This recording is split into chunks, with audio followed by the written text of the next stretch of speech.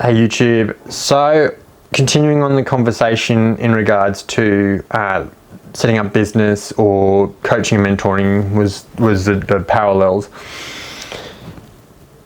When you got a coach, the coach can help equip you. I talked in the previous video around knowledge and if you're going into small business, reducing the risk.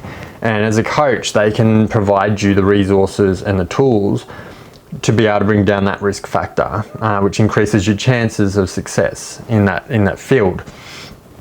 They can also give you some hard truths, and I've heard businesses before where to break through something they had to break a mindset, and I've talked about mindsets as well on this channel.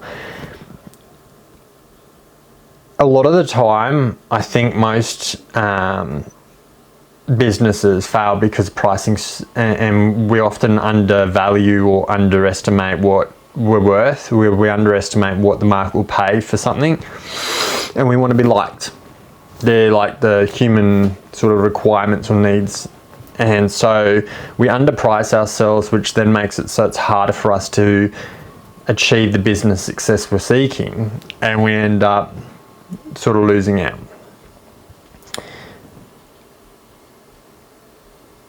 Opportunities will come as you journey in business.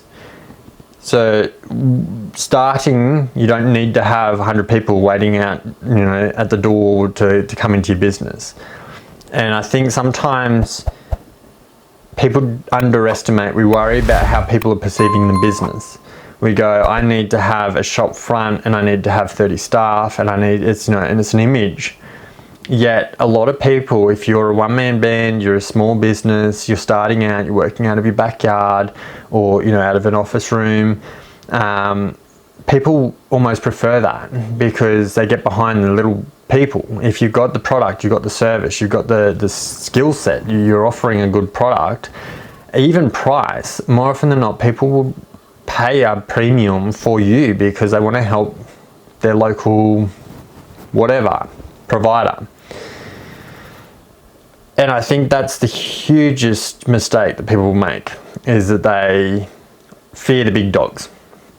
I look at it and I go, the problem with the big dogs in any industry can become that they're not personalized, they have very limited unique selling point, and their price, they might be able to get a price down because they've got numerous revenue streams.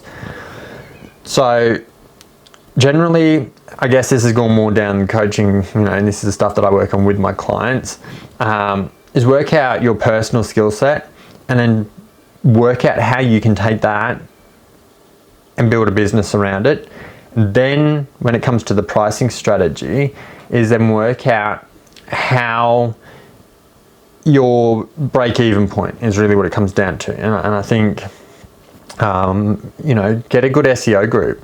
That's something that I'm learning myself at the moment, digital marketing and search engine optimization, because there are a lot of companies out there right now, and this seems to be a tripping point for so many businesses.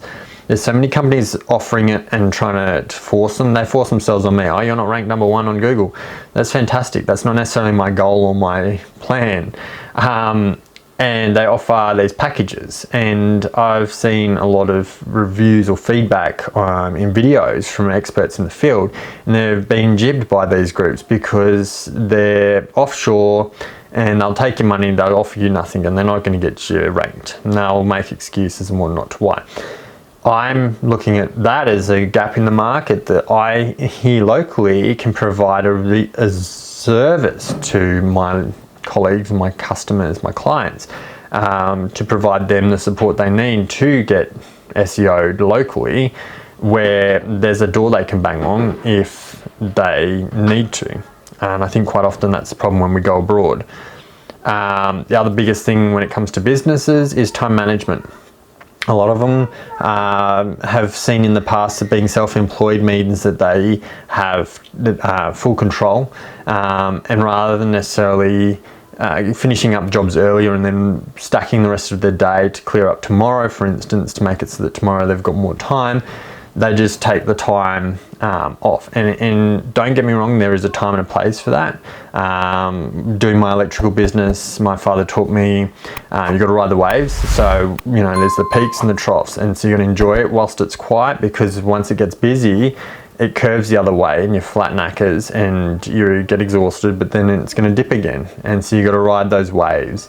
And I think quite often it's not living in the low and staying down there, but it is also looking for where you can throw some curves up, pulling your work back, condensing it down, and then looking at it and going, am I actually realistic in my time management?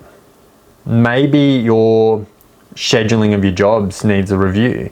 Maybe there's too much free time around things. Doesn't mean, again, you have to change your pricing model, doesn't mean you have to change a lot of those things, but sometimes it's just a matter of going, realistically, I thought it was going to take me an hour on average, and it's taking me half an hour on average. So if I reduce the number down to 45, meet it in the middle, then I can, across a day, regain time back and put in another job, for instance. That's all just hypotheticals, but this is the stuff I work on with clients, is to try and help them find room for improvement within their business.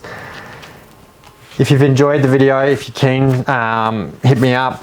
I am still working on my website currently, so bear with me. But for now, that's what I have to offer you guys. Have a fantastic day. Thanks for coming. Bye.